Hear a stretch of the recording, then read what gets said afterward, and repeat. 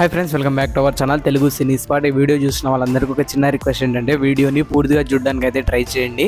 అలాగే ప్రభాస్ అన్న ఫ్యాన్స్ అయితే మన ఛానల్లో ఉన్న వీడియోస్ని అయితే అస్సలు మిస్ అవ్వద్దు. ఈ వీడియో చూసిన వాళ్ళందరికీ ఇంకొక చిన్న రిక్వెస్ట్ ఏంటంటే మీరు ఈ వీడియో చూడడం మీకు ఇంట్రెస్ట్గా లేకపోతే ఎందుకు ఇంట్రెస్ట్గా లేదనేది కామెంట్ చేయండి. అంటే వాయిస్ బాగాలేదా లేకపోతే ఎడిటింగ్ బాగాలేదా అన్నది ఖచ్చితంగా కామెంట్ చేయండి. ఎందుకంటే ఈ వీడియోలో చేసిన మిస్టేక్ అయితే నెక్స్ట్ వీడియోలో అయితే రిపీట్ చేయకుండా చూసుకుంటా.